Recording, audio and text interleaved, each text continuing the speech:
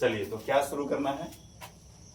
मनुष्य का प्रजनन तंत्र। मनुष्य का प्रजनन यहाँ तक आता है ना? चलो, शॉर्ट तक आता है। मनुष्य का प्रजनन तंत्र।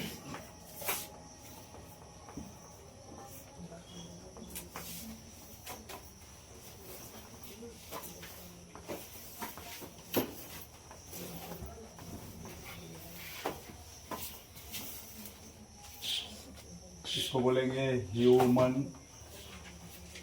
रिप्रोडक्टिव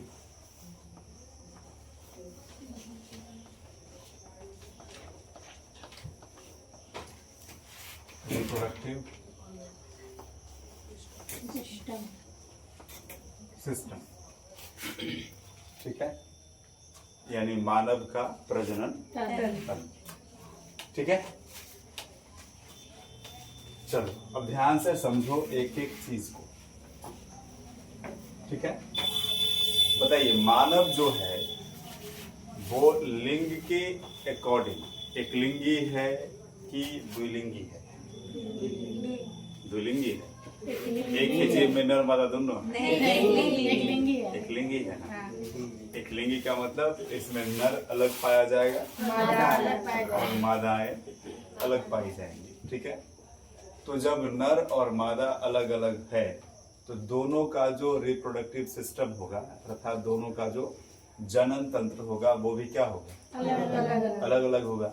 नर में नर का जनन तंत्र होगा और मादा में मादा का जनन तंत्र होगा ना। तो अगर हम लोगों को मानव में होने वाला जनन को पढ़ना है बड़े अच्छे से, तो दोनों का पहले क्या जानना पड़ेगा? जनन तंत्र के बारे में। पहले जनन तंत्र को समझेंगे तभी तो समझ आएगा ना कैसे करता है उसमें फर्टिलाइजेशन, कैसे भ्रूण बनेगा और कैसे फिर शिशु का निर्माण, ये सारी चीजें समझ जाएंगे धीरे धीरे। लेकिन उससे भी पहले जो कुछ चीजें हैं इसके पहले बात है इसकी, वो समझ लेते हैं। देखो, एक टॉपिक आपसे पूछा जाएगा एग्जाम में, प्यूबर्टी। क्या पूछा जाएगा?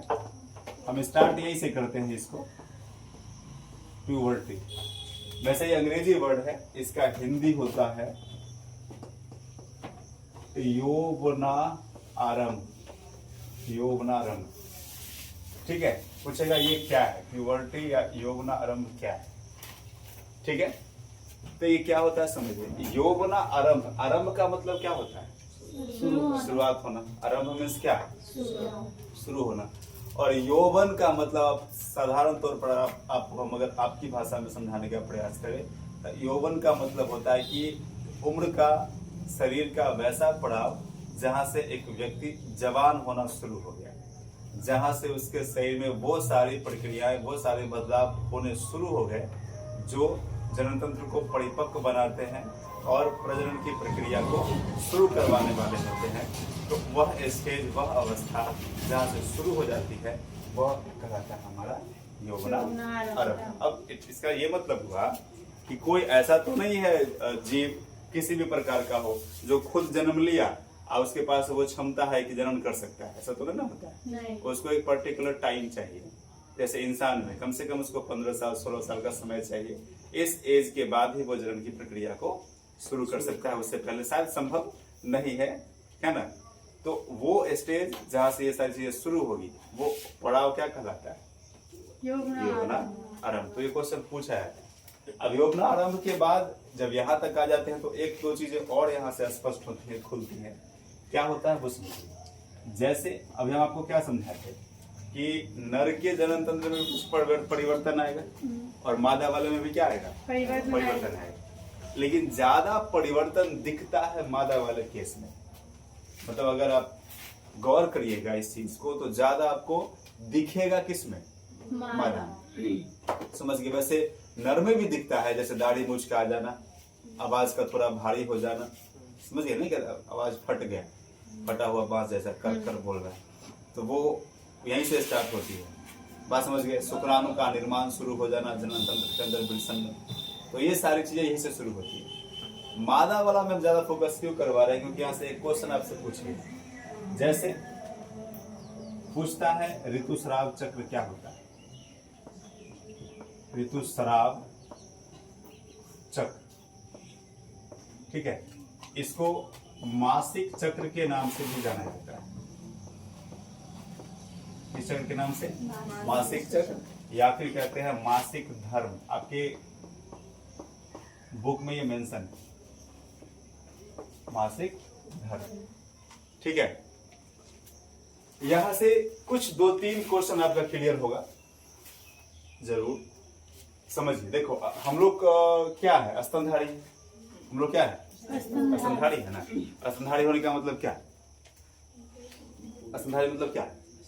जिसके पास स्तन है, जो दूध स्रावित कर सकता है और सीधे बच्चों को उत्पन्न करता है जन्म के माध्यम से, अंडा नहीं। तो ये 2 मुख्य विशेषता है किसका? स्तनधारी। बात समझ गए? जो अंडज होते हैं वो आपको पता है कि नहीं उत्पन्न करता है? उत्पन्न करता है क्या? नहीं ना। तो जो अंडज होगा उसका तो बात ही खत्म है, तो बच्चा नहीं देगा, दूध भी नहीं देगा, तो वो स्तनधारी नहीं कहलाता है। तो हम लोग क्या है? स्तनधारी। स्तनधारी 2 तरह का होता है। कितना तरह के होंगे? 2। ठीक है, जो पॉइंट हम समझाते चल रहे हैं उसको समझते चलिएगा, और फिर जब हम ये इसलिए पूरा का पूरा आदमी नेट छानता है क्योंकि ये चीजें समझ में आए। तो स्तनधारी जो होते हैं वो कितने प्रकार के होते हैं? 2 स्तनधारी 2 प्रकार के होते हैं। ठीक है, अब 2 प्रकार में कौन कौन सा होगा? तो एक कहलाता है प्राइमेट। एक क्या कहलाता है? प्राइमेट कहलाता है। ठीक है, और दूसरा कहलाता है नन प्राइमेट। नन प्राइमेट का मतलब जो प्राइमेट नहीं होगा, जो प्राइमेट नहीं होगा। प्राइमेट और नन प्राइमेट। ठीक है, अब प्राइमेट में कौन आएगा और नन प्राइमेट में कौन आएगा? तो सिंपल सा ध्यान ये बात रख लेना कि ऐसा सब जीव जो कहीं न कहीं मनुष्य से अनुवांशिक गुणों में बहुत अधिक समानता रखता है, वो आता है प्राइमेट। जैसे आप ले लीजिए, मानव तो होगा ही, मानव तो होगा ही। उसके बाद चिंपांजी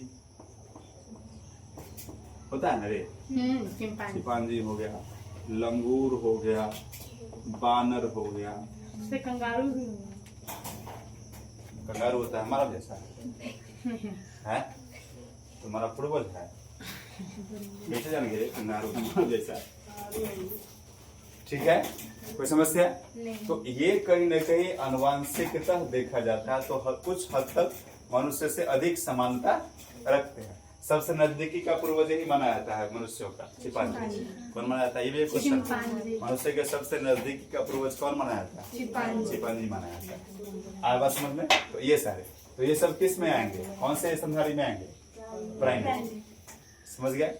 और नन प्राइमेट में इन सभी के अलावा जितना भी जानवर बच गया जो स्तनधारी है, गाय, भैंस, बकरी, कुत्ता, बिलाई, ठीक है, शेर, हाथी, जितना भी, इन सभी के अलावा जो स्तनधारी बच गया, जिसको जनरली आप जानते हो कि ये बच्चे को उत्पन्न करेगा, समझ गया ना?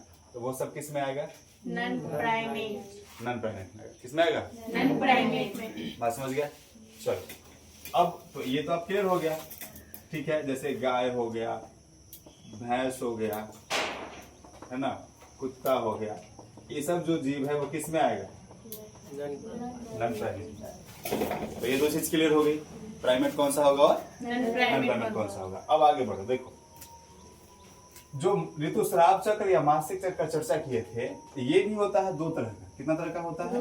2 तरह का, क्योंकि एक होता है प्राइमेट वालों में और एक होता है किस? नन प्राइमेट वालों में। तो अगर हम बात कर ले कि मध चक्र, जो मध चक्र होगा, होता वही चीज है, केवल नाम क्या है? अलग है। तो मध चक्र जो होता है इसको बोलते हैं ओएस्ट्रस साइकिल। ओएस्ट्रस साइकिल ये होता है किस में? तो नन प्राइमेट। ये किस में होगा? नन प्राइमेट में। नन प्राइमेट में होगा। क्या होगा नन प्राइमेट में? मध चक्र। और ऋतुस्राव चक्र जो होगा, ये चक्र जो होगा वो किस में होगा? प्राइमेट। किस में होगा? बात है क्लियर? कि जो मासिक चक्र होगा या ये होगा वो किस में होगा? प्राइमेट। और मध्य चक्र में क्या हो, किस में होगा? Non primate. ठीक है, यहाँ तक बात क्लियर है। बता रहे थे कि मासिक चक्र में क्या हुआ, चल रहा था, यहाँ तो तुम्हारा खत्म था प्राइमेट नन प्राइमेट। चलो देखो इसमें होता क्या है। जैसे हम ये बता रहे थे कि यौवना आरंभ जो स्टार्ट होगा वो साइंटिफिकली जो महिलाओं में है, लड़कियों है, वो कितना वर्ष का उम्र तक माना गया है? 9 से 11। अगर 9 से 11 वर्ष का उम्र है किसी लड़की का, तो वह ये माना जा सकता है कि वह किस स्टेज में अब पहुंच चुकी है? यौवनारंभ में। अब उसमें क्या होगा, कुछ शारीरिक परिवर्तन आएगा, जनरल में कुछ चक्रीय परिवर्तन होगा, और जिससे क्या शुरू होगा? स्राव चक्र। अब इसमें क्या होगा? अच्छा, अगर ये कहा जाए कि यौवनारंभ लड़कों में कब शुरू होता है, तो उसमें माना गया है 14 से 15 साल। 14 से 15 साल। तो 14 से 15 किसमें? लड़कों में। लड़का लेट परिपक्व होता है और लड़कियां पहले होती है ना। तो देखो लड़कियों का शादी ब्याह बड़ा पहले हो जाता है। अगर बड़ भाई या लड़की अगर बहन है तो देखना पहले बहन का शादी, फिर लड़का का शादी होता है। क्योंकि पता है सबको ये चीज समाज में कम से कम इतना हिसाबिक तरीके से नहीं पता है, लेकिन पता है कि लड़कियों का शरीर जो है वो पहले मैच्योर हो जाता है और लड़कों का शरीर थोड़ा सा लेट मैच्योर होता है। चलिए, तो इस फेज के बाद क्या होगा आप समझिए। इसमें होता क्या है? तो जो जनन तंत्र होता है, जो कि अब आगे पढ़ाने वाले हैं, उसमें आप थोड़ा सा इमेजिन करना जो हम सुनाने का प्रयास कर रहे हैं। जनन तंत्र में जैसे अंडाणु का निर्माण होता है, अंडा का निर्माण हुआ, अंडा के साथ साथ कुछ और भी ऐसे एलिमेंट बनते हैं जिसका इस एज में जरूरत नहीं होता है। क्यों नहीं होता है जरूरत? जैसे अंडाणु का निर्माण हुआ, अंडा जो होता है वो मासिक चक्र के जब ये चक्र होगा उसके लगभग 12वें दिन अंडाशय से बाहर निकल जाता है, और निकल जाने के बाद क्या होता है, वो पहुंचता है फैलोपियन ट्यूब में, है ना। अब सिर्फ सुनना ध्यान से, जब हम बताएंगे जनन को तो आपको समझ में आ जाएगा कि क्या बताया जा रहा है।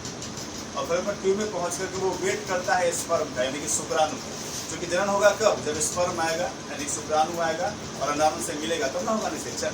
लेकिन अब 9 से 11 साल की उम्र में आपको पता है किसी भी लड़की का शादी ब्याह तो होता नहीं, तो स्पर्म पहुंचने का कोई चांस वगैरह नहीं है, तो अंडाणु अकेला रहेगा। अब उसके बाद क्या होता है कि कुछ समय जब व्यतीत होता है, मतलब 4-5 दिन 7 दिन और ज़्यादा, एक सप्ताह के ऑलमोस्ट, तो क्या होता है वो अंडाणु स्क्रैप बन जाता है, सड़ जाता है। सड़ मतलब डिकम्पोज हो गया, अब घटित हो गया। अब घटित होने के साथ वो क्या होता है, पूरा उसके अंदर से सड़ करके, और गर्भाशय के आंतरिक स्तर में एक एंडोमेट्रियम का परत होता है जिसमें कुछ ब्लड भरे रहते हैं, जिनका जरूरत होता है तब जब उसके अंदर फीटस आएगा। अरे कलाई नहीं कर रहा है ना, तो ठीक है, उसमें क्या आएगा? फीटस आएगा, यानी कि शिशु आएगा। क्लियर हो गया बात? तो अब इस एज में तो कुछ होना नहीं है, तो अंडाणु जब स्क्रैप हुआ तो वही स्क्रैप यानी कि सड़ा हुआ अंडाणु उस अपशिष्ट ब्लड के साथ योनि मार्ग के द्वारा बाहर निकलता है। यही कहलाता है मासिक चक्र, जो हर एक महीने के लगभग 28 से 29 दिन में रिपीट होता है। क्योंकि चक्र का मतलब क्या? घूम रहा है, हर महीने क्या हो रहा है? घूम रहा है, ये कहलाता है मासिक चक्र। तो ये एक साइन होता है, ये एक संकेत होता है कि अब जो वो जनन तंत्र है वो कम से कम इस लायक हो चुका है कि रिप्रोडक्शन की प्रक्रिया को फॉलो कर सकता है। तो ये फेज कहलाता है मासिक चक्र। अगर यही चीज होगा किसमें? नॉन प्राइमेट वालों में, तो कहलाएगा मध्य चक्र। अगर यही चीज किसमें होगा? प्राइमेट, तो कहलाएगा वो, है ना। अब यहाँ से एक और चीज ध्यान रखना, क्या रखना ध्यान, कि आपसे पूछ सकता है ऑब्जेक्टिव में क्वेश्चन कि जब किसी महिला में पहली बार मासिक चक्र होता है, जैसे उम्र है तो फर्स्ट टाइम कभी न कभी आएगा, तो पहली बार जब आता है तो उसको बोलते हैं रजोदर्शन। क्या बोलते हैं? रजोदर्शन। जब फर्स्ट टाइम किसी महिला में, किसी लड़की में आता है मासिक चक्र, तो उसको क्या बोलते हैं? रजोदर्शन, है ना। हमारे यहाँ मतलब इस प्रक्रिया को बड़ा अछूता माना जाता है। अछूता मतलब क्या होगा कि बहुत जब समाज है, घर परिवार है, तो लड़कियों की माँ बोलती होंगी, है ना, या दादी वगैरह है, जब इस काल में रहो, है ना, ये 4-5 दिन का पीरियड होता है, तो इसमें क्या होता है, बोलेगा पूजा नहीं करना है, पूजा घर में नहीं जाना है, गोसाई घर में कोई भी ऐसा काम नहीं करना है, या कुछ छूना नहीं तो सड़ जाएगा, ऐसा भी कहा जाएगा। कुछ ऐसा एलिमेंट है घर में, ऐसा मत छूना तो क्या हो जाएगा? सड़ जाएगा, ऐसा भी कहा जाता है। ऐसा कुछ नहीं, ये थोड़ा बकवास है। आप साउथ में चले जाओ, जैसे आप चले जाओ केरल में, तमिलनाडु वगैरह में जाओगे ना, तो वहाँ जब किसी लड़की को पहला बार होता है ना मासिक चक्र फर्स्ट टाइम, तो वहाँ पर बाजे बजाए जाते हैं, भोज होता है, भोज होता है, खूब खुशी का माहौल होता है, खूब गाने बजाने होते हैं और लोग नाचते गाते हैं खूब, जैसे कोई समारोह होता है इस तरीके से, क्योंकि सब इसलिए खुश होता है, समझ गए, कि अब वो उस फेज में पहुंच चुका है जहाँ से नई संतान का उत्पत्ति होगा। तो नई संतान के आने का ये संकेत माना जाता है और इसलिए इसको समारोह के तरह साथ मनाया जाता है। और इस तरह की कोई पाबंदियाँ नहीं है दक्षिण भारत में, लेकिन हमारे इधर हमारा जो कल्चर है इसमें इसको अछूता माना जाता है। बहुत सारे प्रतिबंध, बहुत सारे रिस्ट्रिक्शंस लगाए जाते हैं लड़कियों के ऊपर कि ऐसा ऐसा काम नहीं करना, समझ गए, लेकिन ऐसा कुछ होता नहीं। That is only the parts of human body, है ना, या पर्सन ऑफ ह्यूमन बॉडी, मतलब एक तरह का प्रक्रिया है जो कि होता ही है ना। और कहीं कोई भी चीज़ में इस तरह का नहीं लिखा हुआ है कि ये कोई अछूता चीज़ है, लेकिन हमारा समाज इसको इस तरह से मानता है ना। आया बात समझ में? चलो, तो क्लियर हो गया होगा। अब जब लास्ट होगा, अब जैसे महिला में समझ जाओ कि 9 से 11 साल के अवस्था में पहला बार कभी न कभी होगा, है ना, तो उसको बोलेंगे क्या? रजो दर्शन, ठीक है। अब ये कभी लास्ट भी होता है, ये एक समय ऐसा आएगा उम्र का जिस समय ये अंतिम भी होगा, लास्ट भी होगा, समझ रहे हैं ना। तो जब अंतिम होगा उसको बोलते हैं रजो निवृत्ति। क्या बोलेंगे? रजो निवृत्ति। फर्स्ट को रजो दर्शन, लास्ट को क्या बोलेंगे?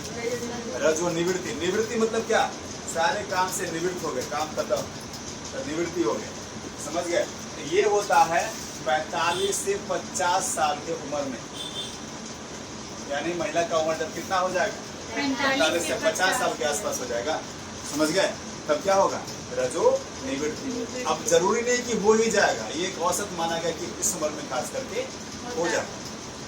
बात समझ में आ गया ना। तो फर्स्ट टाइम वाला को क्या बोलेंगे? और लास्ट वाला को रजो निवृत्ति। मेरे ख्याल में मासिक चक्र से संबंधित आप सारी चीजों को क्या कर गए, है ना। सुधारी कितने प्रकार के हुए, किसमें क्या होगा, बात क्लियर है। अब यहाँ से कोई भी ऑब्जेक्टिव पूछेगा तो आप बता सकते हो, कोई समस्या ना यहाँ तक। अब हम लोग चलेंगे नरण तंत्र में। पहले पढ़ेंगे नर का जनन तंत्र, फिर पढ़ेंगे मादा, क्योंकि जो चीजें ऊपर से हमको बतानी थी आपको बता दिया गया। और ये देखना किताब में सबसे पहले फर्स्ट करना से प्रजनन तंत्र स्टार्ट हुआ है, उसमें आपको ये सब टॉपिक मिल जाए पढ़ने। और समझ गया? क्लियर हो गया ना।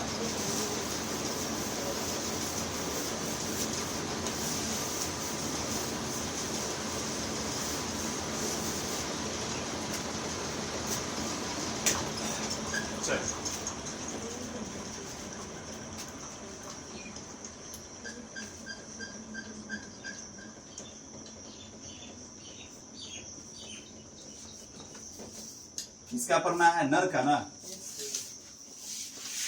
तो नर जनन तंत्र, मेल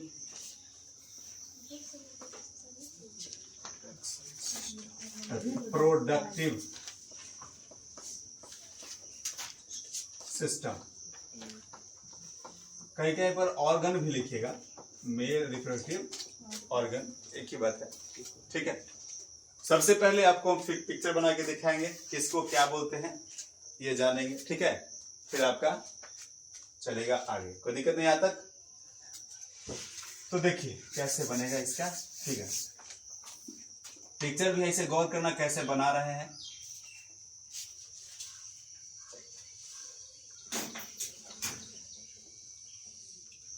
क्या बना? आम,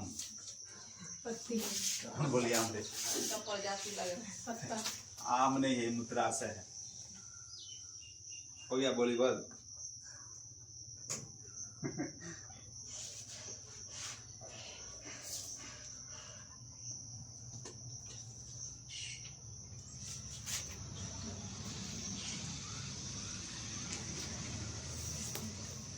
मार्कर से इजी है इसे बनाना, देखिए।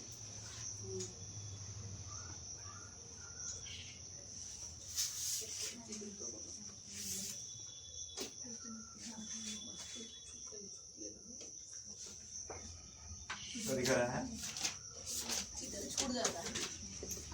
गलत चित्र छूट जाए। सब कितना परफेक्टली बना लेते हैं हम, हाँ, दूसरे चित्र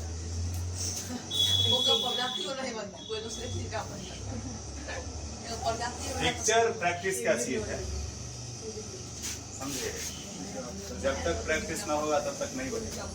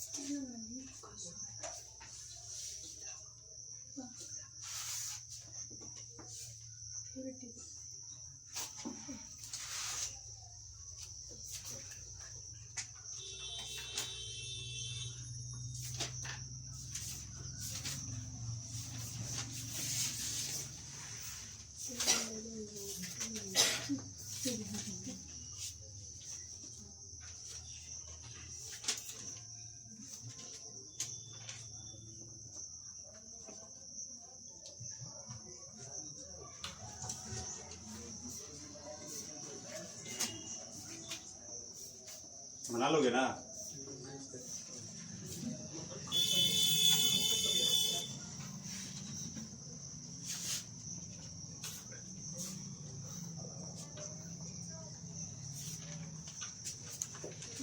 ठीक है, ये बन गया नर जनन तंत्र।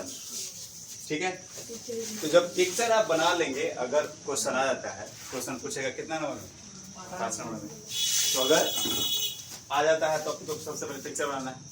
पिक्चर बनाने के बाद अगर पिक्चर से आपको अच्छा नंबर उठाना है तो फिर आपको उसका नामांकन करना पड़ेगा। मतलब उस पिक्चर में किस ऑर्गन को क्या नाम है, क्या नाम से पुकारेंगे, क्या लिखेंगे, वो आपको लिखना पड़ेगा, तब जाके आपको नंबर उसमें ठीक ठाक देगा एग्जाम में।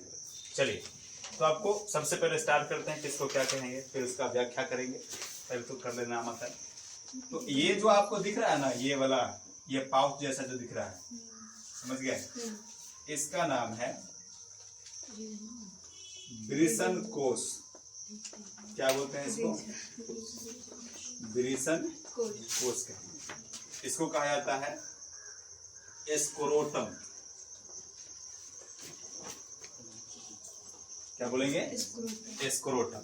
ठीक है, जब इसके आगे बढ़ेंगे आप लोगों को तो ये दिख रहा है गोल आकार का एक रचना।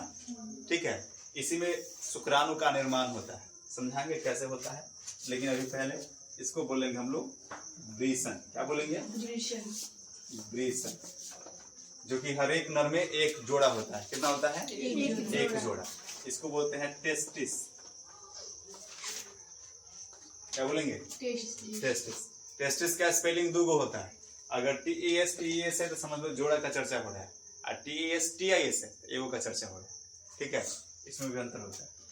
उसके बाद ये जो दिख रहा है ऊपर से ऐसे पकड़े हुए, ये वाला, इसको हम लोग बोलते हैं अधिब्रिसन।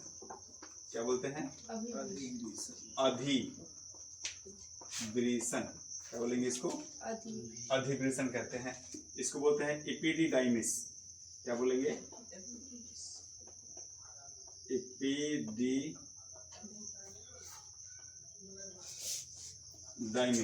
इपिडिडाइमिस। ठीक है, उसके बाद आगे बढ़ेंगे तो ये जो दिख रहा है आप लोग को, अब पहले लाइन से ही चलते हैं। चलो, इधर से जब आगे बढ़ेंगे तो ये नली आएगा, नली आएगा ना, नली आएगा ना, उसके आगे बढ़ेंगे तो इसका नाम है शुक्रवाहिका। क्या नाम है इसका? ये मिटा देते हैं। ठीक है, इसका नाम है शुक्रवाहिका। शुक्रवाहिका, शुक्रवाहिनी भी लिखा हुआ आपको दिख जाएगा, शुक्रवाहिका हो गया। इसको बोलते हैं हम लोग वैस डिफरेंस। ठीक है, जब इसके आगे बढ़ेंगे इस तरीके से, है ना, तो अच्छा इसका लंबाई होता है 25 सेंटीमीटर। कितना होता है? 25 सेंटीमीटर। ठीक है ना। सबका अपना अलग अलग डायमेंशन है। ब्रिसन का अलग डायमेंशन है और ब्रिसन का अलग है। ये 6 मीटर लंबा कुंडलित नली होता है, 25 सेंटीमीटर का शुक्रादय का होता है। इसका भी अपना डायमेंशन, इसका भी अपना डायमेंशन, सबका अलग अलग होता है। समझ गए? ये जब इधर से आएगा स्पर्म तो सबसे पहले इस वाले पाउच में आएगा। इसका नाम है शुक्राशय। क्या नाम है? शुक्राशय। शुक्राशय। इसको बोलते हैं सेमिनल वेसिकल।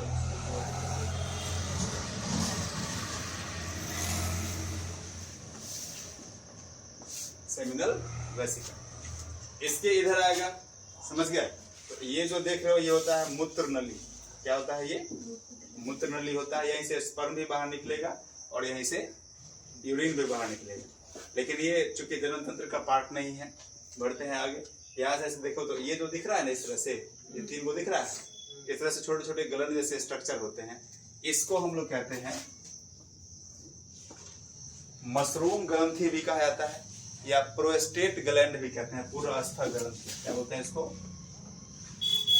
पूरा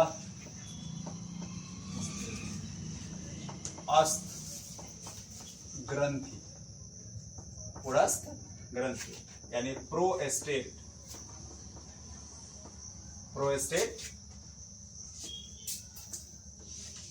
ग्लैंड। पुरस्थ ग्रंथि यानी कि क्या? Prostate gland. ठीक है। उसके बाद जब इससे आगे बढ़ेंगे तो हमको ये वाला ग्रंथि दिखेगा। इसका नाम है काउपर ग्रंथि। काउपर ग्रंथि या इसको वुल्वा उरेथ्रॉल ग्लैंड भी कहते हैं। समझ गए? क्या बोलेंगे इसको? काउपर।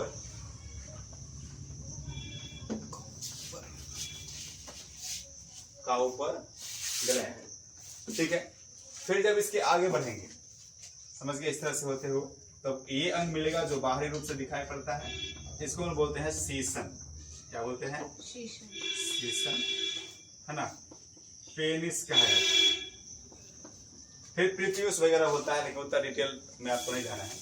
फिलहाल आपको ये इतना मेजरमेंट, इतना नाम आपको ध्यान में रखना है। किसका? इस जनन। ये आपको जो दिख रहा था ये है मूत्राशय। क्या है? मूत्राशय।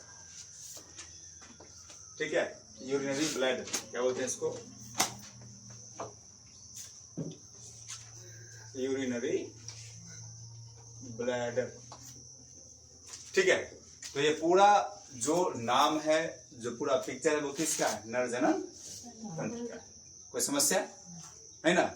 तो इतना आपको आना चाहिए एक पिक्चर को लेकर के। अब बढ़ते हैं आगे थोड़ा सा। तो अब जानना है सबसे पहले, पिक्चर तो हो गया, अब जानना था, अब याद करो, लैंगिक जनन तंत्र पढ़ाए थे शुरुआत में। तो उसमें क्या बताया गया था कि यदि लैंगिक जनन को अच्छे से समझना है, चाहे प्लांट में पढ़ना हो, ह्यूमन बीइंग में पढ़ना हो, किसी में भी, तो आपको 3 गो टर्म ध्यान रखना है हमेशा। निषेचन पूर्व घटना, निषेचन और पश्च घटना। कि निषेचन से पहले क्या होगा, निषेचन में क्या होगा और फिर उसके बाद क्या होगा। तो पूर्व घटना में क्या क्या था? 2 घटना बताए थे आपको। एक युग्मक बनेगा और दूसरा युग्मक का स्थानांतरण होगा। तो जब यहाँ पर हमारा सिस्टम तैयार है तो इसमें युग्मक बनेगा। युग्मक मीन्स क्या? जो नर का युग्मक होगा वो नर युग्मक। लेकिन इसमें कौन सा युग्मक बनेगा? शुक्राणु। प्लांट में क्या था? परागकण था। यहाँ पर क्या बनेगा? शुक्राणु। तो सबसे पहले ये जानना पड़ेगा ना कि शुक्राणु इसमें निर्मित होगा तो कैसे होगा, है ना। और फिर युग्मक का स्थानांतरण, मतलब यहाँ से शुक्राणु निकल करके और मादा के फैलोपियन ट्यूब तक कैसे पहुंचेगा, फिर वहां पर कैसे होगा निषेचन, है ना। तो इस तरह से हम लोग बढ़ेंगे आगे। तो सबसे पहले हम लोग जानेंगे ये क्या सब होता है, अंगों का चर्चा कर लेते हैं, फिर बढ़ेंगे आगे।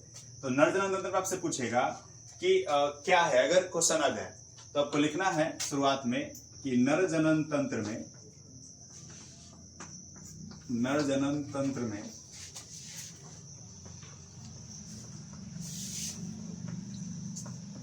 निम्नलिखित संरचनाएं पाई जाती है। ठीक है। कौन कौन सा होगा? तो मुख्य मुख्य जितना है उसको लिख दो। अब बहुत ज्यादा भरमार नहीं कर देना है। जैसे अगर पिक्चर में आपको 10-15 पॉइंट दिख जाए तो सबको नहीं लिखना है, लेकिन जो मुख्य मुख्य होगा उसको लिख देना है और प्रयास करना है कि उस मुख्य पॉइंट में वो भी टर्म इंक्लूड हो जाए तो जो कि आपसे बच रहा था। समझ गए ना? ये प्रयास करना होता है। तो आपको सबसे फर्स्ट टाइम में लेके चलना है ब्रिसन। किसको लेके चलना है? ब्रिसन को। अब ब्रिसन में हम क्या करेंगे? ब्रिसन कोर्स भी ऐड कर देंगे, ठीक है ना? फिर आपका बढ़ना है दूसरा में आ जाएगा आपका अधिब्रिसन। क्या आ जाएगा? अधिब्रिसन। इसके बाद में ख्याल छोड़ना है नहीं। तीसरा शुक्रवाहिका। तीसरा क्या होगा? शुक्रवाहिका। चौथा क्या होगा? उसके बाद क्या है? शुक्राशय है ना? क्या होगा? शुक्राशय। शुक्राशय होगा। पांचवा कौन सा होगा? उसके बाद क्या है? Prostate gland. क्या है? प्रोस्टेट ग्रंथि, जिसको हम मशरूम ग्रंथि के नाम से भी जानते हैं। छठा हो जाएगा आपका काउपर ग्रंथि। क्या हो जाएगा? काउपर ग्रंथि। और एक सतमा ले लीजिए, शीशम।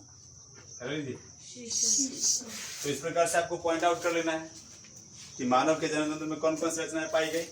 7। कौन कौन सा हो गया?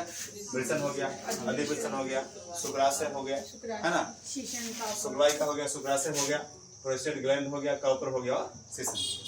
कितने पॉइंट्स हो गए? क्लियर हो गया बात? अब आपको इतना पॉइंट आउट करने के बाद एक एक पॉइंट लेकर के लिखना है। तो सबसे पहले क्या लिखेंगे? ब्रिसन। कोई दिक्कत नहीं? तो चलते हैं आप किसको लेकर के? ब्रिसन। समझ में आ रहा है ना? चलिए।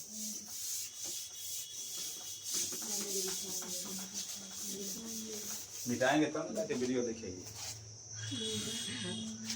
क्या सब नो जुगाड़ लगाना है?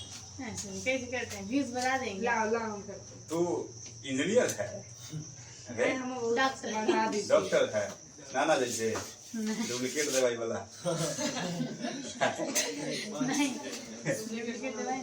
अच्छा, ये अपने ना बोली है कि नाना हमको दवाई दिए, वो हमरे पर असर नहीं किया मोटाने वाला। तो तुम तो साबित कर रहे कि नाना डुप्लीकेट दवाई दे रहे हैं। पैसा वापस कर। ये बोले कि कल बोली थी ना कि फिर बाकी पेशेंट सब दोबारा कल आता है तो पैसा लेने आता होगा कि काम नहीं किया, पैसा वापस करिए। नहीं। विश्वास कर लेते हैं। ब्रिसन। तो मेरे नाना जी के ही पास जाएगा, याद रखना।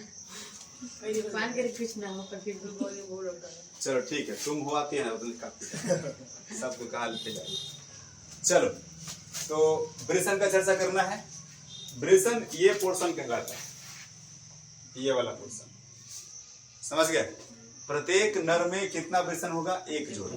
क्या होगा? 1 जोड़ा। प्रत्येक नर में कितना? 1 जोड़ा। समझ गए? तो ब्रिसन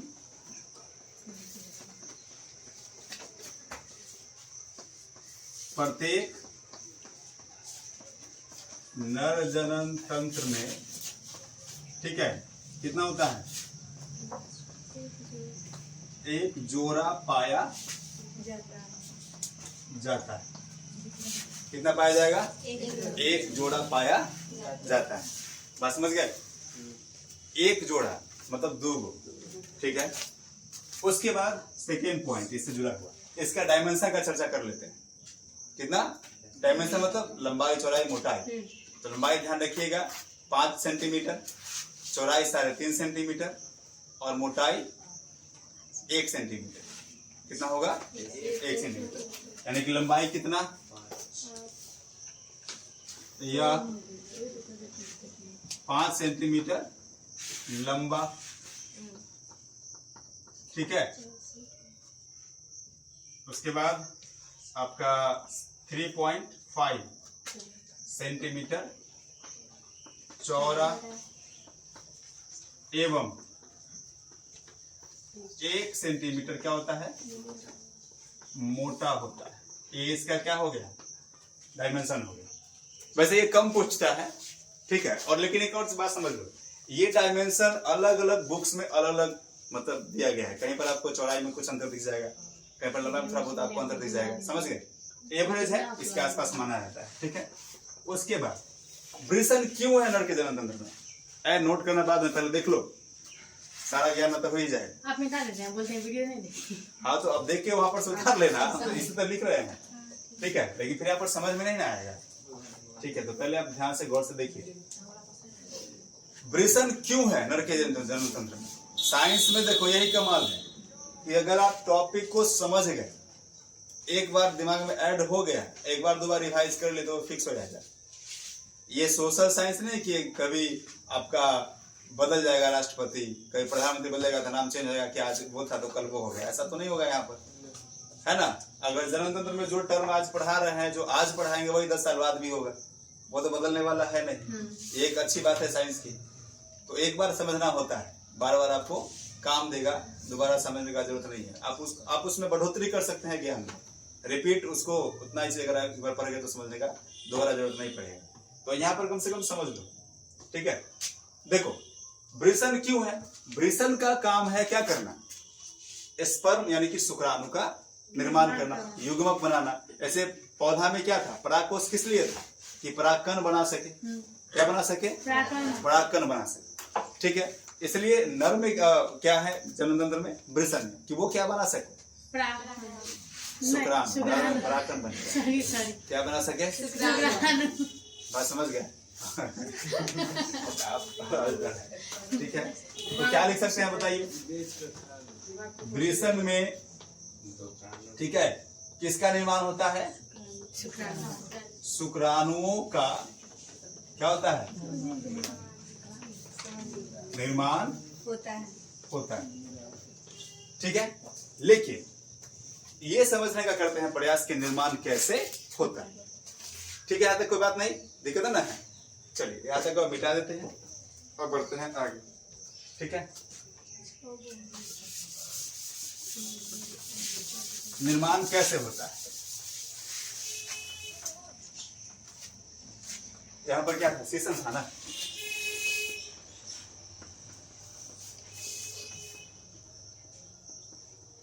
चलिए देखिए निर्माण कैसे होगा। सबसे पहले क्या होता है कि जब नर का जन्म तंत्र यौवनारंभ को क्रॉस करेगा, बताया था ना कि उसके बाद कुछ होने वाला है, जब क्रॉस करेगा तो वृषण में, ठीक है, थोड़ा सा हम आपको बहुत आसानी तरीके से बता रहे हैं कि आपको समझ में आ जाए, बहुत डिटेल करेंगे अभी अगर तो थोड़ा सा फंस जाओगे, ठीक है।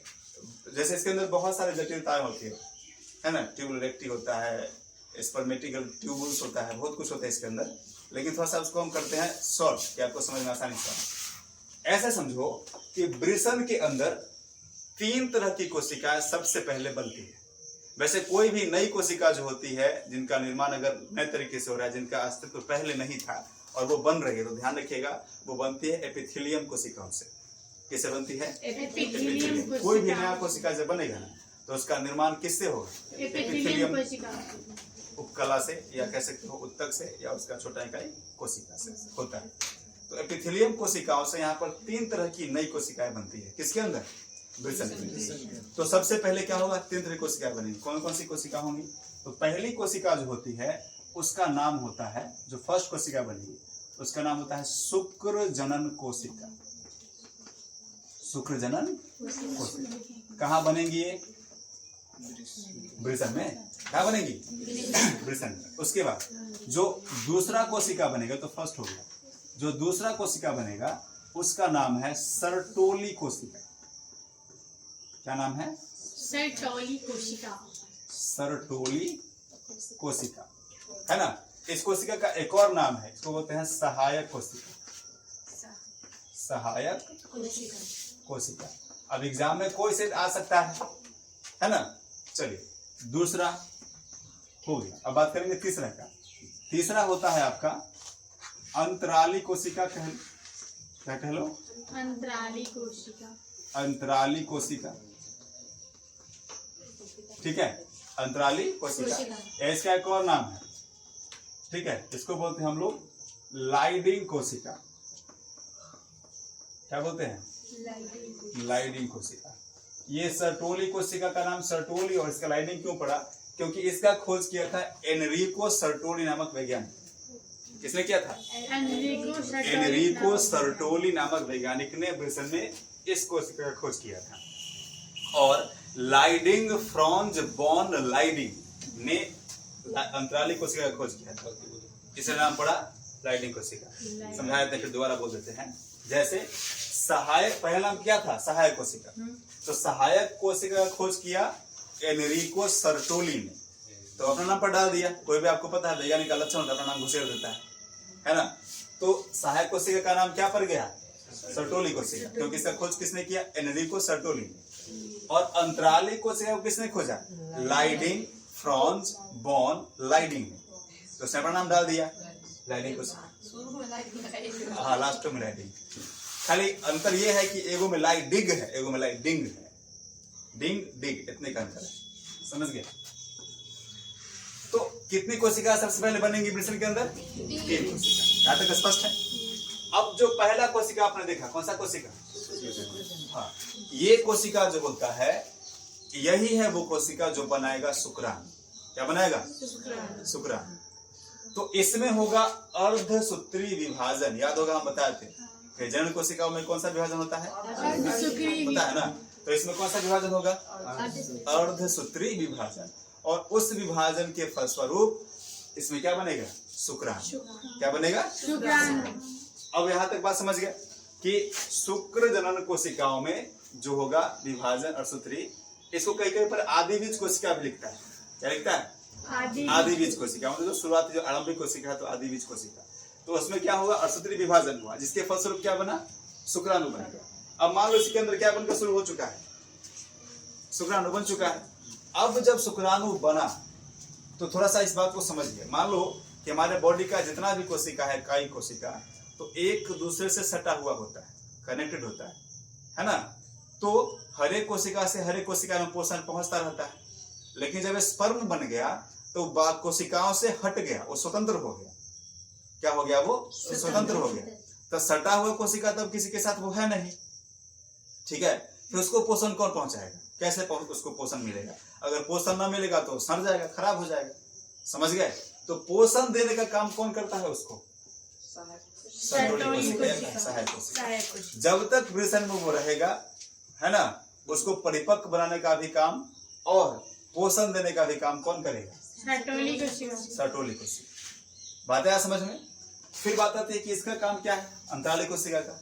इसका काम है कि स्पर्म जो होता है वो मैन्युफैक्चर होता है ब्लड से। किससे होता है? ब्लड से। रक्त का लगभग 90% भाग स्पर्म को बनाने में लगता है, यानी ब्लड खर्च होता है उसमें। समझ गए? तो अगर लगातार बनता रहेगा तो कमजोरी हो जाएगी, ब्लड क्या हो जाएगा? ज्यादा हैरस होगा। तो इसका काम क्या है? शुक्राणु जनन की प्रक्रिया का नियंत्रण करना। स्पर्म जो बन रहा है उसके बनने की प्रक्रिया का क्या करना है? नियंत्रण करना। कि एक अंडाणु को फर्टिलाइज करने के लिए जितना स्पर्म चाहिए उतना जब बन जाएगा एक बार, समझ गए, तो ये प्रोसेस को बंद कर देगा।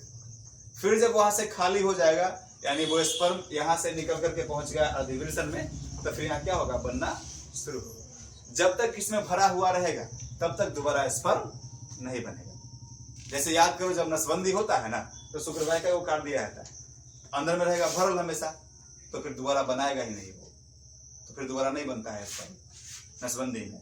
बात है समझ में? तो भरा हुआ रहेगा तो तब तक फिर दोबारा बनने वाला नहीं है। तो ये ऑलमोस्ट समझो, ये शुक्राणु जनन के प्रक्रिया का क्या करता है? नियंत्रण करता है, कंट्रोल करता है कि हमको कितना करना है, कब करना है, कैसे करना है। समझ गए? ये काम कौन करेगा? अंतराली कोशिका, जो कुछ हार्मोन के द्वारा करता है। समझ गए? उसको सहायता लेकर के। तो तीनों कोशिका का काम आप समझ गए क्या क्या हुआ? इसका काम हुआ स्पर्म का निर्माण करना, इसका काम हुआ उसको पोषण देना, और इसका काम हुआ उस प्रक्रिया का नियंत्रण करना। क्लियर हो गया बात? अब तो वृषण के बारे में आपने समझ लिया, क्लियर हो गया। अब समझो, वृषण जिस खोल में है उसका नाम क्या है? वृषण कोश। क्या है? वृषण कोश। तो अब चर्चा किसका करेंगे? वृषण कोश का। तो थोड़ा सा जान लेते हैं वृषण कोश के बारे में, क्योंकि यहाँ से एक दो ऑब्जेक्टिव आ सकता है। एगो बीमारी भी होती है वृषण कोश के अंदर, तो उसका भी जानकारी आपको मिल जाएगा। समझ गया ना? साथ ही साथ ठीक है। क्या होता है समझो। जैसे वृषण कोश जो होता है, एक खास बात बताते हैं, वृषण कोश जो है ना इस प्रकार के उत्तक का बना हुआ है, इतना जटिल उत्तक है, इतना मजबूत उत्तक है, इतना मजबूत है कि अगर 10 गो आदमी इधर 10 गो आदमी इधर मिलकर खींचेगा ना तभी तो टूटेगा, इतना मजबूत उत्तक होता है। और महिलाओं का जो अंडाशय होता है उसका भी जो उत्तक होता है बाहरी पेट्रोनियम का जो झिल्ली होता है वही उत्तक का बना होता है, वही उतना ही मजबूत होता है, बहुत ज्यादा भयानक। समझ गए? कौन सा होता है उत्तक हो? तो वृषण कोश, वृषण कोश। कौन पागल है रे? पागल है वो? हैं? तब देखो इसलिए होगा पागल की जगह से पागल नहीं। अगला पगला सब कथी कर रहा है? इलाज करवाओ सब। ये तो खैर इसका हम ही जानते हैं, ये सर्टिफाइड है, ISI प्रमाणित है, ISI ना, ठीक है, क्योंकि वो पाकिस्तान वाला ना है ना, ठीक है। ISI प्रमाणित। बेइज्जती हम कला बेइज्जती करेंगे, बेइज्जती उसका होता है जिसका कोई इज्जत नहीं होता। मेरा इज्जत है। अच्छा चलो, वृषण कोश कहने लगा तो हमारी इज्जत कर देते नहीं। ट्यूनिका नाम देखो, वृषण कोश ट्यूनिका एल्बुजिनिया,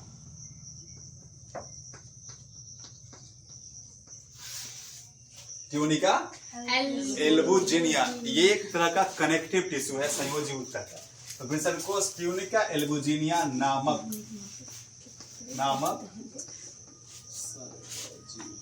संयोजी उत्तक का बना होता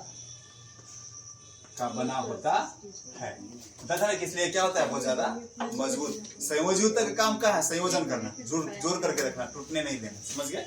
ये काम होता है इसका। उसके बाद इससे जुड़ा हुआ एक और बात समझ लो, ठीक है। 1-2 पॉइंट शायद इसमें इंपॉर्टेंट होंगे, दोनों बताते हैं। वृषण कोश जो होता है ये बॉडी के टेम्परेचर से, बॉडी का नॉर्मल टेम्परेचर कितना होता है? 37 डिग्री सेल्सियस। फ़ारेनहाइट में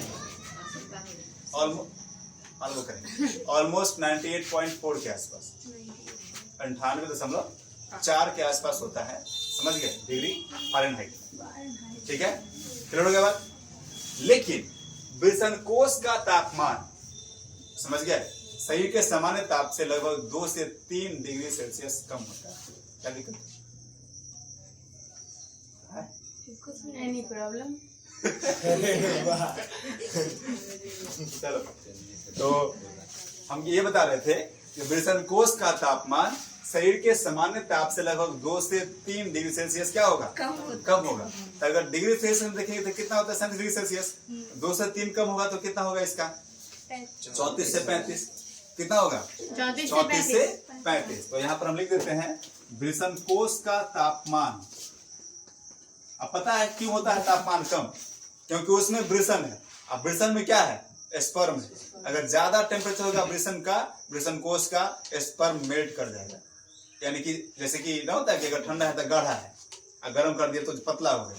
तो पतला अगर हो गया स्पर्म तो खत्म, उससे अपने नानो फर्टिलाइज नहीं। तो उसको गाढ़ा रखना जरूरी है, सघन रखना जरूरी होता है। इससे तापमान क्या होता है उसका? थोड़ा सा कम होता है, ठीक है। तो वृषण कोश का तापमान शरीर के सामान्य तापमान से, ठीक है, 2 से 3 डिग्री सेल्सियस क्या होता है? कम होता है। 2 से 3 डिग्री सेल्सियस क्या होगा? कम होता है। कम होगा। सेकेंड पॉइंट समझ गया? चलो, एक और इसका समझिए टर्म, जो कि आपको पूछेगा, बीमारी से संबंधित है ये टर्म। एक बीमारी का नाम सुने हो? हर्निया नाम का बीमारी नहीं सुने हैं? सुने हो?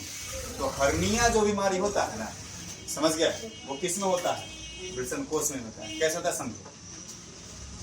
ये जो सिस्टम है, ये जो सिस्टम है जनन तंत्र का, वो पेट के जस्ट नीचे से स्टार्ट होता है, पेट के जस्ट नीचे से। तो ये जो दिख रहा है ना, ये वाला यहाँ से जो ऐसे आया ये वाला, और ये जो ऐसे आया है ना, तो इसके अंदर से निकल रहा है अधिवृषण, आपके ऊपर से जा रहा है शुक्रवाहिका। तो ये जो दिख रहा है ये वाला पूरा पोर्शन, इसको हम बोलते हैं इंगुइनल नाल। क्या बोलते हैं? इंगुइनल नाल। इंगुइनल नाल बोलते हैं, ठीक है। इंगुइनल,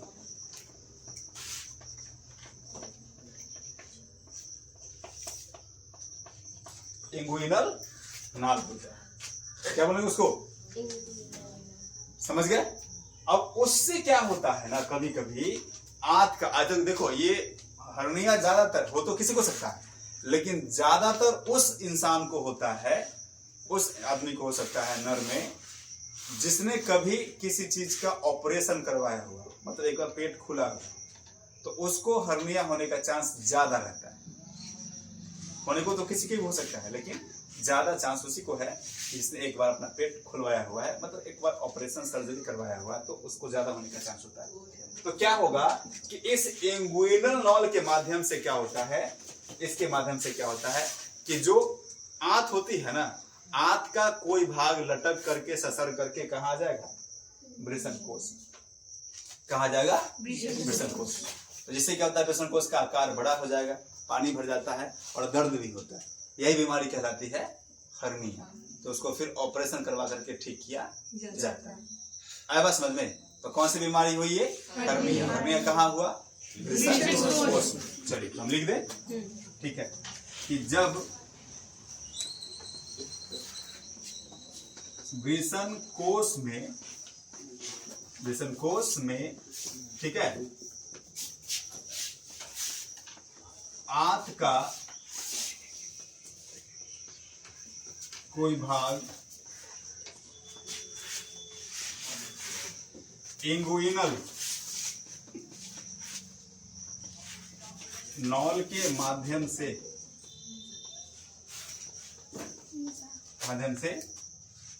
ठीक है आ जाता है, तब एक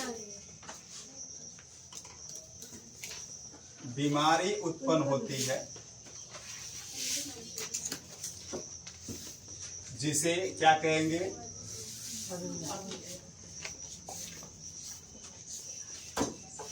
हर्निया कहा जाता है। कोई समस्या? तो ये किससे संबंधित हुआ? वृषण कोश। कोई दिक्कत नहीं ना? तो ये टर्म हो गया वृषण कोश का। तो बताया था ना कि उसमें इंक्लूड कर देंगे। तो आपने किसके बारे में जान लिया? वृषण के बारे में और अधिवृषण के बारे में। कोई दिक्कत यहाँ तक नहीं? अब कहाँ चलेंगे? अधिवृषण। बेटा इसको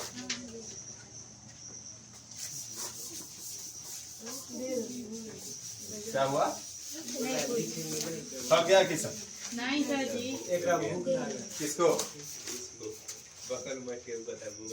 भूख लगा है, सब तो पेट लेके जाता है। पेट को घर पे छोड़ के जिस दिन ज्यादा मजबूत पढ़ाई चलने वाला ना, अभी देख रहा है कितना इम्पोर्टेंट पढ़ा रहे हैं, तुम्हारे ही बारे में चर्चा चल रहा है। खुद में फील करो टॉपिक को, हर्निया ना हो जाए। क्या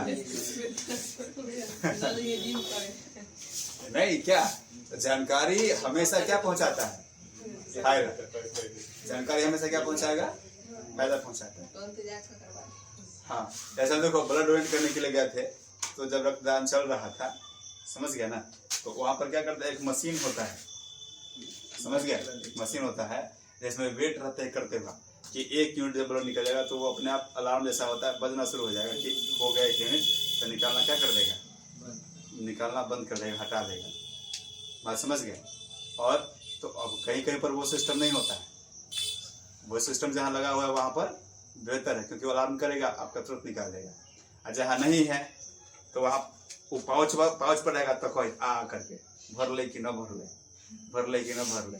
अब उस चक्कर में क्या होता है कि 100 ग्राम 50 ग्राम खून आपका हमेशा ज्यादा खींच लेगा, जहाँ पर अलार्म वाला सिस्टम है पर हमेशा ज्यादा खींच लेगा। तो ब्लड डोनेट करने वाले को अगर 1 यूनिट देना है तो उसको ये चीज का डिमांड करना चाहिए कि भाई वो वाला सिस्टम ला, ठीक है ना। हाँ, उसमें रहता है, वो वेट करते रहता है, हमेशा वजन करते रहेगा, जैसे ही उतना पुड़ेगा वो वजना शुरू हो जाएगा, ठीक है। तो ये जरूरी है।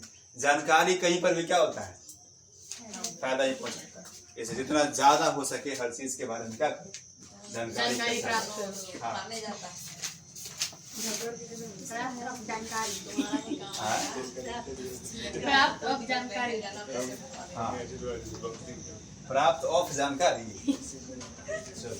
तुम हर बार साबित करती है,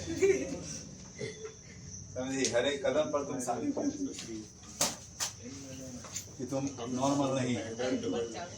नॉर्मल तो नहीं है, ये बात है। अब नॉर्मल है।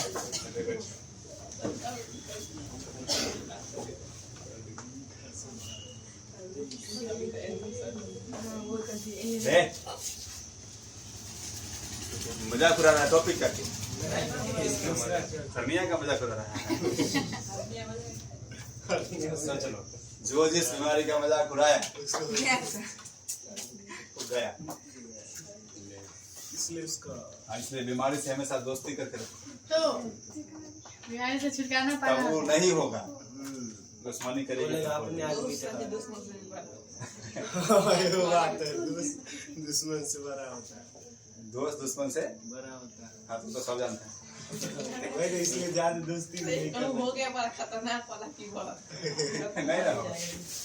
हर्निया बहुत बड़ा बीमारी नहीं है, ये सर्जरी से ठीक हो जाता है।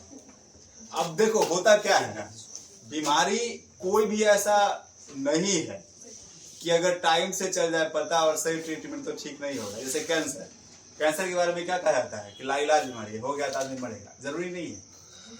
कैंसर से आदमी तब मरता है जब उसका स्टेज बहुत क्रिटिकल रूप में हो जाए, वहां तक पहुंच जाए। अब जैसे होता क्या है कि इंसान को पता ही चलता है तब जब कैंसर पूरा तीसरा चौथा स्टेज में पहुंच जाता है। अब जैसे सोचो, मान लो किसी के पेट में दर्द हुआ है, ठीक है, तो उसको फर्स्ट टाइम ये अपने आप में वो सोचेगा कि अच्छा हमारा कैंसर हो गया होगा, जगह से पेट दुखाता है, वो जाएगा चौक पर 2 रुपए का टेबलेट लेगा, खा लेगा, कहेगा वो पेट दुखाए वाला दवाई दो। उल्टे मांगा है, माथा अगर दुखाए माथा दुखाए वाला दवाई दो, दुखाई वाला मांगता है, ठीक है। तो आप क्या बोलते हैं? आप क्या बोलते हैं? दुख नहीं करता। चलो आगे बढ़ते हैं। तो गया 2 रुपए का टेबलेट लिया, खा लिया, चलो उस समय के लिए क्या हो गया, रिलीफ हो गया। पेन किलर तो दर्द को मार देता है, दर्द का एहसास बंद हो गया, चलो हो गया ठीक। 2 दिन बाद फिर दुखाया, ठीक है, फिर गया तो 3-4 बार तो चौक पर से लेके खाएगा, फिर सांत्वना होता जाएगा पटोरी, कहा जाएगा पटोरी। अब पटोरी में 1 महीने इलाज करवाया, मुंह से सांत्वना हुआ, तब गया हाजीपुर, ठीक है। अब उसको हल्का हल्का फील हो रहा है कि भाई कोई नॉर्मल बीमारी नहीं है, समझ गए। फिर डॉक्टर के पास गया, बड़ा डॉक्टर के पास, हाजीपुर पटना गया, गया जांच में, ठीक है, वहां टेस्ट हुआ, तब निकला इसको तो कैंसर है, समझ गए। तब तक उसने 7-6 महीना क्या कर लिया था, पास कर लिया था, सिवरा पटोरी कर है ना, जो लच्छा परोठा छाप के चक्कर में पास कर लिया था। अब उसका जो बीमारी है वो क्रिटिकल स्टेज में पहुंच चुका है, अब वो बचेगा नहीं बचेगा। ये अब इसका उपाय क्या है, इसका उपाय ये है, वैसे कोई नहीं कर पाएगा इस चीज को, बहुत कम चांस है कि सब इस चीज को मेंटेन करेंगे। हर 6 महीना पर, साल भर पर, है ना, एक बार आप अपना फुल मेडिकल चेकअप करवाइए। 5-6 हजार रुपया लगता है, ज्यादा नहीं, है ना। साल भर पर तो कम से कम करवाना ही चाहिए। मेडिकल चेकअप करवाओ, इससे क्या होता जाएगा, आपको आइडिया लगते जाएगा कि कोई बीमारी हुई है कि नहीं, समझ गए। लेकिन यहाँ पर ऐसा होता कुछ हुआ तो गया, नहीं हुआ तो एकदम दनादन है, कोई समस्या कौन जाएगा, कहेगा अगर कोई जाने लगा बगल वाला की गया है चेकअप करो, क्या कुछ बोला ही रखी ऐसे पागल हो गया है कि मतलब क्या जाता है उसको, मतलब उसको मन है कि हो जाए, है ना, बार बार चेक उसको लगता है अच्छा अंदर में कोई बीमारी हो जाए, कोढ़िया है काम नहीं करना चाहता है बीमारी हो जाए ना। बापू माँ कहेगा ये बात, पगला उला गया बेटा देखा लेगा चप्पल, है ना, कितना को बोल भी नहीं करेगा, दही हो देगा, है ना, दे चप्पल है ना, किसी का भी। चलिए बात कर लेते हैं हम लोग अधिवेशन का, ठीक है। चलो समझो, देखो यार ए देखो, जब यहां से आगे बढ़ेगा बताओ तो इसमें पहुंचेगा, और ये वाला पोर्शन किसका है? अधिवेशन का, इपिडिडाइमिस का है। अच्छा अगर वृषण दूगो है तो अधिवेशन में क्या गो होगा? एक जोड़ा होगा, सीधी सी बात है। अधिवेशन के बारे में पहला जानकारी, ठीक है, कि यह एक कुंडलित, कैसे रचना है? कुंडलित रचना है ना। इसकी लंबाई 6 मीटर, कितना लिखे? 6 मीटर। सोच लो ऐसे से गुरुवार बैठा थे नाग बाबा ऐसे बैठे होते हैं, वैसा ही 6 metre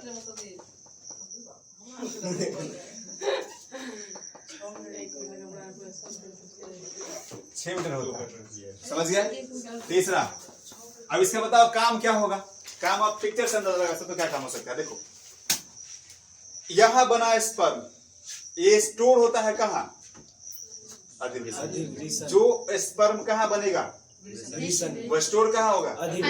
just like testis is the factory and epididymis is the godown, ठीक है ना। एंड ये हुआ फैक्ट्री, गोदाम हुआ, बनेगा हिया जमा हिया होगा, जब में जमा होते होते भर जाएगा तो अब एनामा है आया समझ में? तो आप लिख सकते हो इसमें वृषण में बनने वाला शुक्राणु एकत्र होता है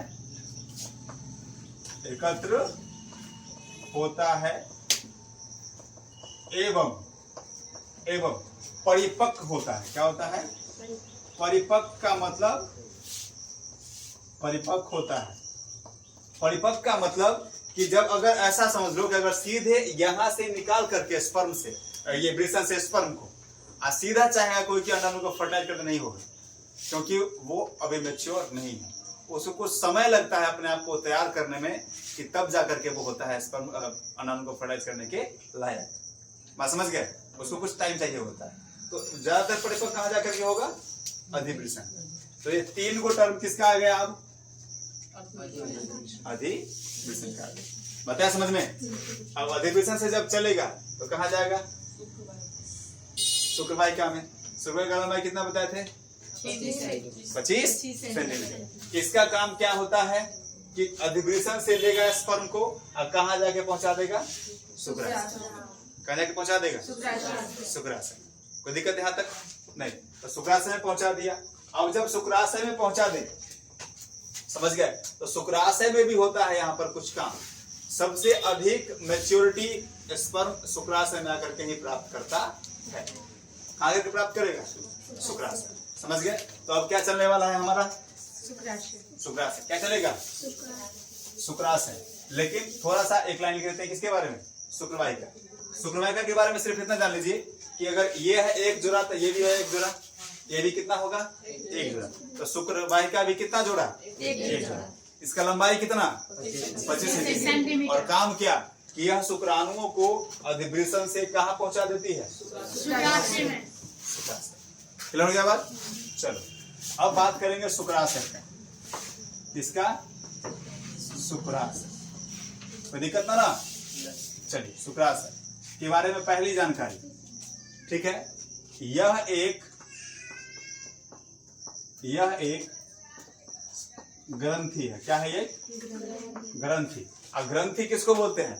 जिसमें से कोई ना कोई हार्मोन स्रावित होगा, उसको क्या बोलते हैं? ग्रंथि। तो इसमें से भी कोई ना कोई हार्मोन स्रावित होगा ना। इससे इनोसिटोल, इससे क्या? इनोसिटोल, साइट्रेट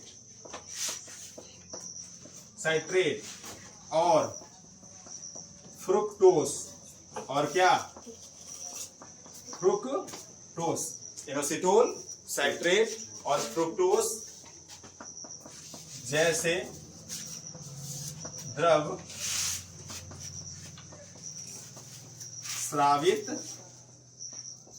होते हैं। ठीक है, कति फर रहा है रे? कति चर्च रहा है। चप्पल का वही खोलना है।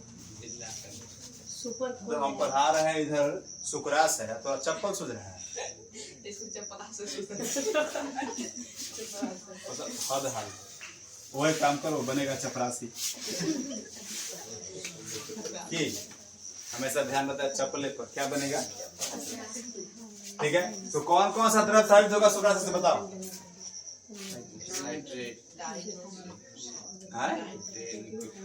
इनोसिटोल, साइट्रेट, नाइट्रेट नहीं, साइट्रेट और क्या फ्रुक्टोस। ये तीन गो द्रव कहाँ से रिलीज होगा? कहाँ से होगा? ठीक है, अब समझिए स्पर्म जो आया है, स्पर्म जो आया है वो अभी सघन है, लिक्विड जैसा नहीं है, लिक्विड जैसा नहीं है, बहुत ही सघन लिक्विड होता है जो कि आसानी से रिलीज होने में उसको कठिनाई होगी। तो जब वो आएगा शुक्राशय में तो उसमें ये तीनों द्रव क्या होगा? मिलेगा। तीनों द्रव क्या हो गया उसमें पूरा में मिलेगा, तब वो एक फुल्ली लिक्विड जैसा चिपचिपा उजला कलर का पदार्थ बनेगा जिसको हम लोग कहते हैं वीर्य। क्या बोलते हैं? यानी स्पर्म जो होगा जब इसमें मिल जाएगा तब कहलाएगा वीर्य, उसी को बोलते हैं सीमेन। क्या बोलते हैं? सीमेन। अर्थात लिख सकते हैं यहाँ पर हम कि जब शुक्राणु इन तीनों द्रवों से शुक्राशय में मिलता है, शुक्राशय में मिलता है, तब एक उजला तरल द्रव बनता है जिसे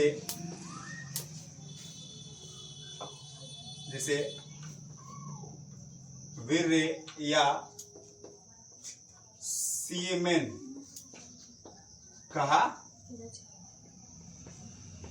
जाता है। ठीक है, तो ये किसके बारे में जानकारी हुआ? शुक्राशय के बारे में। अब इतना जब हो जाएगा, द्रव जब बन जाएगा, तब वो यहां से क्या होगा? निकलेगा। यहां से क्या होगा? निकलेगा। अब थोड़ा सा यहाँ पर का कंडीशन समझिए। अब यहां से देखो पिक्चर में, ये मूत्राशय है, इसमें यूरिन होगा, है ना। ये शुक्राशय है, इसमें क्या होगा? शुक्राणु होगा, वीर्य होगा। अरे शुक्राशय वैसा आशय जहां पर जिसका नाम है उसके साथ वो होगा। मूत्राशय मूत्र होगा, शुक्राशय शुक्राणु होगा। तो इससे निकलेगा शुक्राणु, से निकलेगा यूरिन। समझ गए? यूरिन में आप पढ़े होंगे क्लास 10th में, उसका कॉम्बिनेशन क्या पढ़े होंगे कि उसमें यूरिक अम्ल पाया जाता है। कौन सा अम्ल होता है? यूरिक अम्ल। अब अगर यूरिक अम्ल के संपर्क में आ गया स्पर्म तो फिर खराब हो जाएगा, फिर वो किसी लायक नहीं बचेगा। तो यहां पर होता है क्या कि उसको यूरिन से बचा के रखना है। किसको? स्पर्म को। तो क्या होता है कि जैसे ही मान लो यूरिन रिलीज हुआ है, समझ गए, तो क्या होगा कि ये जो ग्रंथि है पुरस्थ ग्रंथि, ये वही काम करता है, यूरिन से बचाने का कार्य करता है। किसको? शुक्राणु। कुछ उसको परिपक्व भी बनाता है और बचाता भी है। तो क्या करेगा? जैसे यूरिन स्रावित होगा तो ये काम करेगा, मशरूम ग्रंथि, पुरस्थी ग्रंथि अपना द्रव रिलीज करेगा, पुरस्थी द्रव अब पूरे मार्ग में फैला देगा।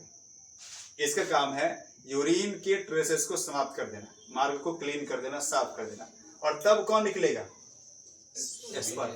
तब उसको कोई नुकसान पहुंचने वाला नहीं है। तो यूरिन के यूरिक एसिड से शुक्राणु को बचाने का कार्य कौन करता है? पुरस्थी ग्रंथि या मशरूम ग्रंथि। समझ गए? ये हो गया। काउपर ग्रंथि का भी सेम काम है, ये भी यूरिन को बचाने का, स्पर्म को बचाने का कार्य करता है और साथ में परिपक्व बनाता है। किसको? स्पर्म को। और तब इस तरह से स्पर्म क्या होगा? बाहर की तरफ निकलेगा। और ये लास्ट बच गया क्या? सीसन। इसका काम है स्पर्म को मादा के जननांगों में पहुंचाना, जिससे कि क्या हो सके? निषेचन। क्या हो सके? निषेचन। ये बाह्य जननांग के अंतर्गत आता है। क्योंकि ये बाहर से होता है इसलिए। समझ गया बात? क्लियर? तो इस तरह से आपका क्या चला पूरा का पूरा नर जनन। इतना इंफॉर्मेशन आपके पास इस टॉपिक से जुड़ा हुआ होना चाहिए। अगर इतना कर देते हो ना 10th के लेवल में, इतना अगर ले लेते हैं, आपके पास इतना नॉलेज अगर रहता है खास करके, तो सामने वाला तो पागले हो जाएगा। इतना अगर बता देते हो उसको मुजबानी, तो समझ आएगा कि नहीं बंदे में दम है। समझ गया? नहीं तो कमजोरी का शिकार तो सब है ना, कुपोषित तो लगभग सब है कि नहीं है? हाँ, है कि नहीं? ध्यान दिया रे पूरा? चैपल पर ध्यान था? ध्यान दिया ना? हाँ,